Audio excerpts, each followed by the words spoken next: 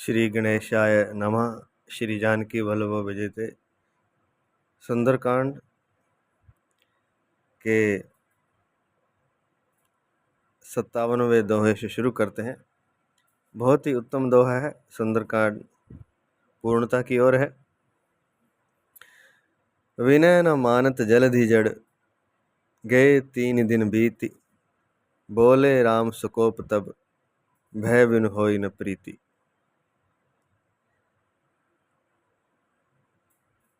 कई बार कुछ मनुष्य दुष्ट होते हैं। दुष्ट मनुष्य को विनय से अर्थात झुक करके हाथ जोड़ करके अगर समझाया जाए, प्रार्थना की जाए, तो वह मानता नहीं। तो राम जी ने रावण को भी विनय संदेश भेजे अपने दूतों द्वारा, हनुमान जी द्वारा, अंगद जी द्वारा। और समुद्र के इस ओर खड़े हैं, समुद्र के पार लंका है, लंका तक पहुंचना है। तो समुद्र से प्रार्थना कर रहे हैं। 3 दिन हो गए हैं, अर्थात 3 बार प्रार्थना की उन्होंने 3 दिन कि आप हमें रास्ता दे दीजिए ताकि हम उस पार जा कर के लंका के राजा रावण से युद्ध कर सकें और सीता मैया को वापस लेके आ सकें, सीता को वापस लेके आ सकें। लेकिन जो दुष्ट होता है वह दूसरे को कमज़ोर समझ लेता है। अगर ज़्यादा हाथ जोड़ेंगे आप, लेकिन यह भी नहीं है कि हाथ जोड़ने नहीं है। आप 1 बार 2 बार, अधिकतम 3 बार, 3 बार हाथ जोड़ने से कोई नहीं मानता है। और आप सही हैं, आप धर्म पर हैं, धर्म का रास्ता आपने चुना हुआ है, आप गलत नहीं कर रहे हैं, तो फिर 3 बार के बाद आपने प्रार्थना नहीं करनी है, फिर युद्ध करना है। फिर अगर झगड़े से होता है तो झगड़े से निपटारा करना है, लड़ाई से, झगड़े से होता है लड़ाई से करना है, युद्ध करना है तो युद्ध करना पड़े तो युद्ध भी करना है। हमेशा विनय अच्छी नहीं होती, अधिकतम 3 बार विनय। तो विनय न मानत जलधि जड़, जड़ समुद्र जो है, मूर्ख समुद्र कह लीजिए, या मंद बुद्धि कह लीजिए, या विवेक शून्य कह लीजिए, या मूढ़ कह लीजिए, मूढ़ समुद्र विनय नहीं मान रहा। अर्थात 3 दिन से राम जी हाथ जोड़ करके बैठे हैं, कुशा बिछा करके समुद्र किनारे, लेकिन समुद्र को कोई फर्क नहीं पड़ रहा, वह प्रार्थना सुन ही नहीं रहा। विनय न मानत जलधि जड़, मूढ़ समुद्र प्रार्थना नहीं सुन रहा, विनय नहीं मान रहा। गए 3 दिन बीत, 3 दिन बीत गए। तब राम जी को क्रोध आया। तब राम जी बोले राम सकोप तब, क्रोध सहित बोले। क्या बोले? बड़ा नीति का श्लोक है जी, भय बिनु होए न प्रीति।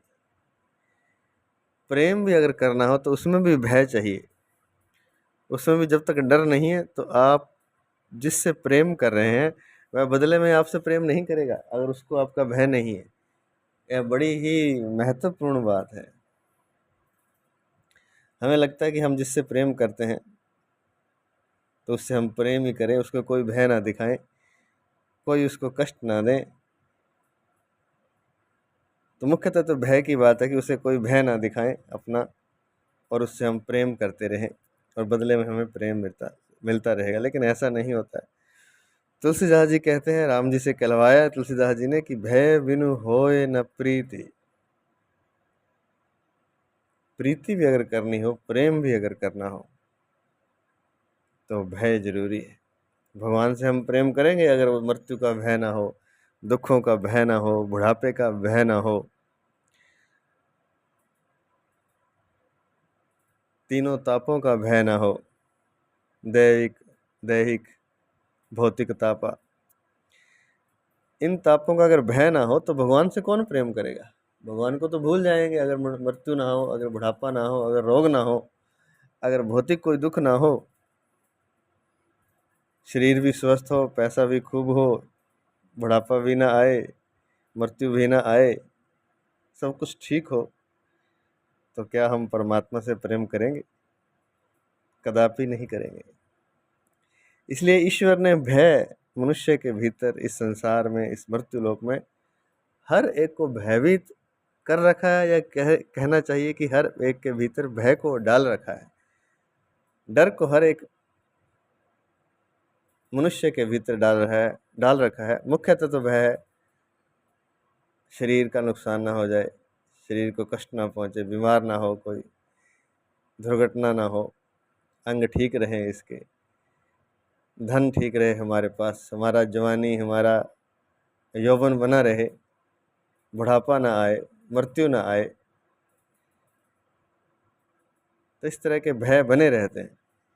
तो जब भय बने रहते हैं तब हम परमात्मा को पुकारते हैं, हे नाथ बचा लो मुझे, बचा लो,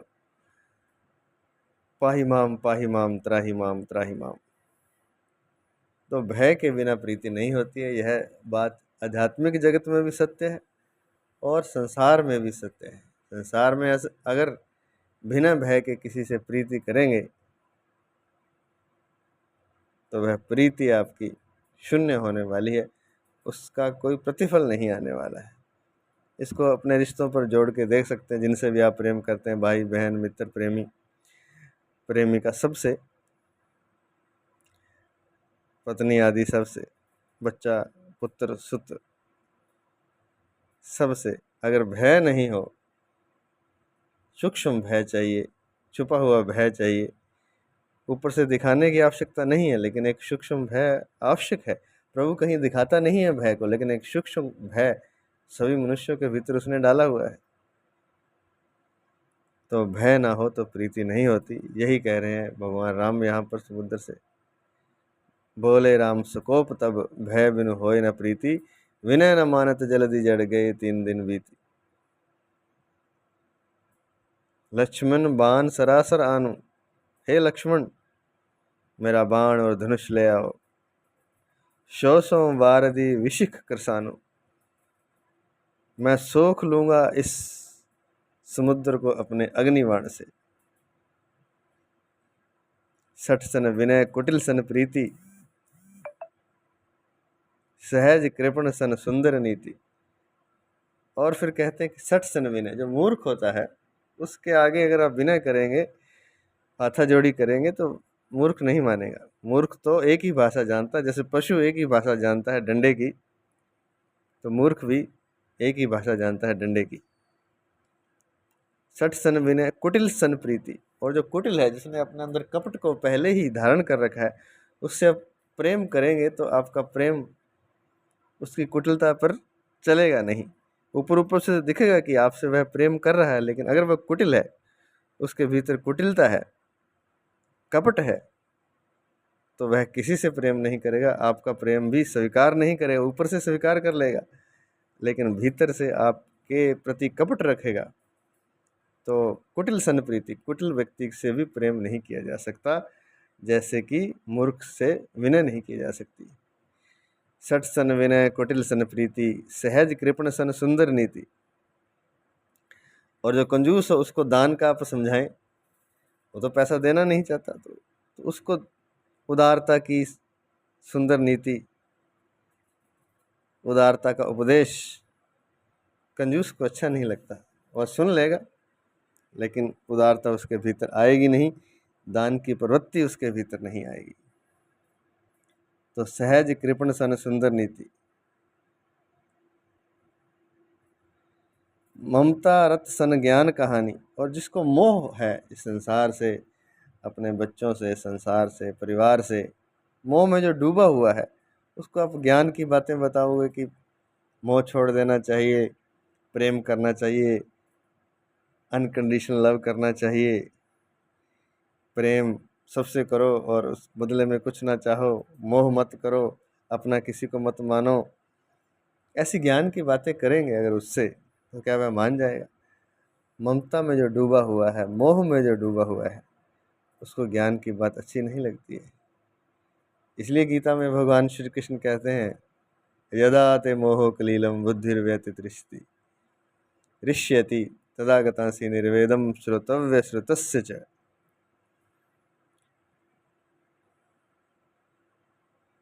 मोह की दलदल है, मोह की दलदल में जब तक डूबा हुआ है तब तक ज्ञान की बात उसे सुहाती नहीं है। जब तक वह अपने विवेक से मोह की दलदल से बाहर नहीं हो जाता, तब तक वह मुक्त नहीं हो सकता।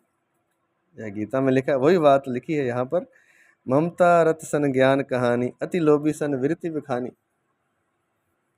और जो अति लोभी है उससे वैराग्य का वर्णन करो कि संसार को त्याग करके साधना करनी है, परमात्मा को पाना है। तो लोभी व्यक्ति को ये बातें वैराग्य की अच्छी नहीं लगती है। उसको तो संसार का लोभ है, संसार की वस्तुओं का लोभ है, संसार के धन का लोभ है, संसार में बने रहने का लोभ है। उसे वैराग्य कहाँ अच्छा लगेगा कि संसार में रहते हुए सब कुछ त्याग दें और भगवान का भजन करें। ऐसी बातें लोभी व्यक्ति को अच्छी नहीं लगेंगी, वैराग्य की बात अच्छी नहीं लगेगी। क्रोध ही सम काम ही हरि कथा, क्रोधित व्यक्ति से शांति की बात करेंगे तो उसको और क्रोध आ जाएगा। क्रोधी व्यक्ति को शांति की बात आप नहीं समझा सकते हैं। काम ही हरि कथा, और जो कामी है, कामना जिसके अंदर भरी हुई है, कामुकता भरी हुई, उसे हरि कथा अच्छी नहीं लगती। कैसे? जैसे कि ऊसर बीज बे फल जथा, जैसे कि ऊसर भूमि में बीज बोने से वह उत्पन्न नहीं होता है, यथा फल जैसे ऊसर बीज का होता है, ऐसे ही फल क्रोधी से शांति का, कामी से हरि कथा का, लोभी से वैराग्य का, ममता मोह में डूबे हुए से ज्ञान कहानी का, ज्ञान की बातों का, कंजूस से उदारता का, दान का, मूर्ख से विनय का, कपट और कुटिल से प्रेम का, ऐसे ही कोई असर नहीं होता जैसे कि ऊसर में बीज बोने से वह उत्पन्न नहीं होता है, बीज नष्ट हो जाता है। तो कहा राम जी ने, लक्ष्मण बाण सरासर आनु, शोषो भारती विसिखी करसानु। लक्ष्मण मेरा धनुष बाण लेके आओ, मैं अभी इस मूर्ख और दुष्ट समुद्र को अपने अग्नि बाण से भस्म कर दूंगा। कहने का मतलब सोख लूंगा, जला दूंगा।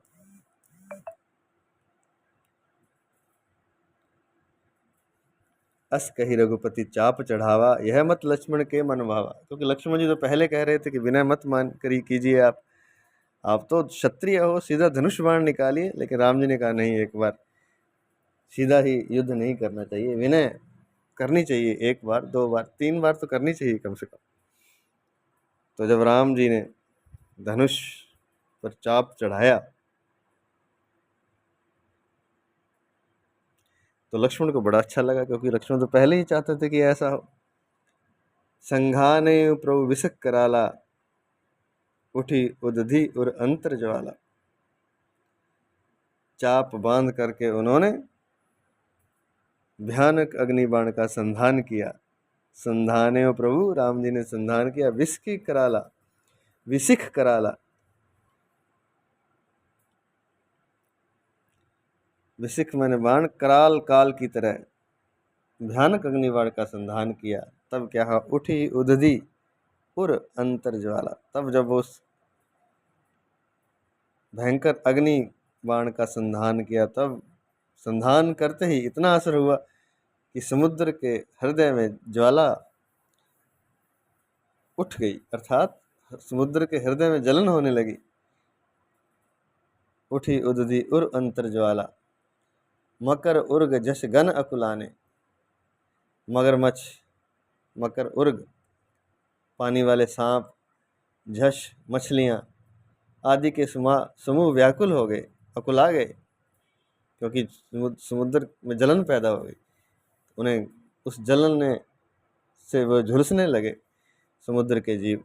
जरत जंतु जलनिधि जब जाने, जब जलनिधि अर्थात समुद्र ने अपने भीतर के जीवों को जलते हुए जाना, तब उसे अकल आई। तब वह कनक थार भरी मणिगण नाना, तब वह सोने का थाल भर करके विभिन्न प्रकार की मणियों के समूहों से, रत्नों से भर करके, क्योंकि समुद्र में रत्न होते हैं, मणि होते हैं, रत्न होते हैं। तो वह समुद्र उन मणि रत्नों को स्वर्ण थाल में भर कर ले आया राम जी को अर्पित करने के लिए। विप्र रूप आयु तजिमाना, और ब्राह्मण का रूप धारण करके समुद्र अपना मान त्याग करके आया और हीरे जवाहरतों से, मणियों से, रत्नों से सोने का थाल भेंट स्वरूप भर के लाया राम जी के लिए, तक क्योंकि राम जी को क्रोध आया हुआ है, तो उनको उनके क्रोध को शांत करने के लिए भेंट लेके आया है। कागभूषणी जी कथा सुना रहे हैं गरुड़ जी को, तो कहते हैं कागभूषणी जी, काट ही पई कदरी फरई कोटि जतन को सींच, विनय न मान खगेश सुनु, डांट ही पई नव नीच। हे खगेश सुनो, हे गरुड़ जी सुनो, कागभूषणी जी कहते हैं,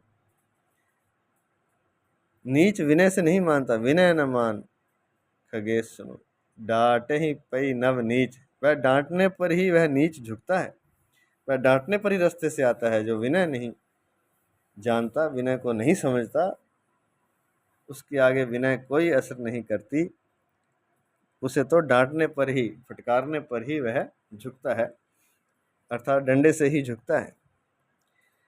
जैसे कि काटे पई कदरी फरई कोटि जतन को सींच, कदरी अर्थात केले का जो वृक्ष है,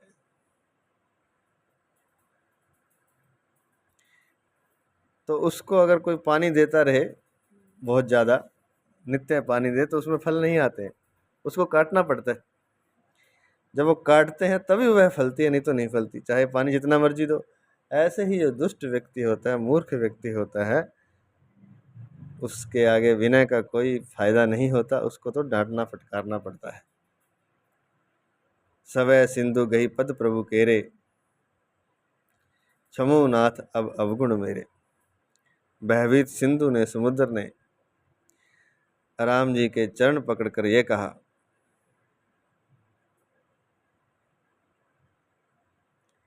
क्षमो नाथ अब अवगुण मेरे, हे नाथ मेरे अवगुण अब क्षमा करें, मेरा दोष है, मुझे रास्ता देना चाहिए था, मैंने आपकी विनय नहीं सुनी, तो यह मेरा जो अवगुण है इसे क्षमा करें, सारे अवगुण मेरे क्षमा करें।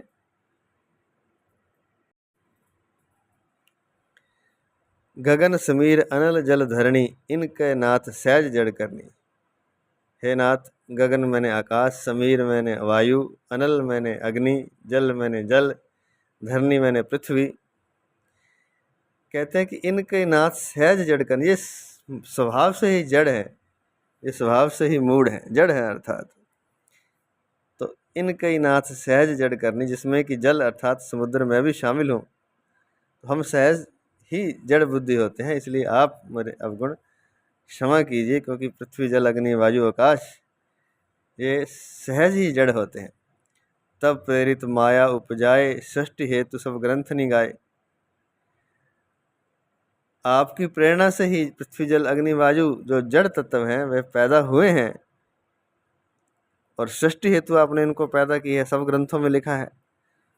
इसलिए प्रभु आए सु जही कह जस अहि, सो तही भांति रहे सुख लही। तो जैसी आपने प्रभु ने, अर्थात हे प्रभु, जैसी आपने इन सब तत्वों को आज्ञा दी है, ये वैसे ही रह रहे हैं, उसी तरह से, उसी में सुख से रह रहे हैं जैसी आपने इनको आज्ञा दी है।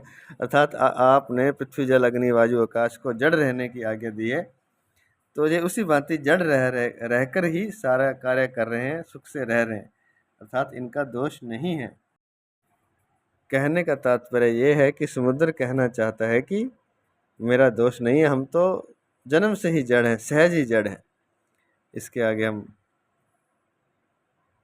कल करेंगे। ढोल गवार शूद्र पशु नारी, सकल ताड़ना के अधिकारी, यह वाला दोहा हम कल करेंगे। आज इतना ही। जय जय सिया राम, जय जय सिया राम, जय जय सिया राम।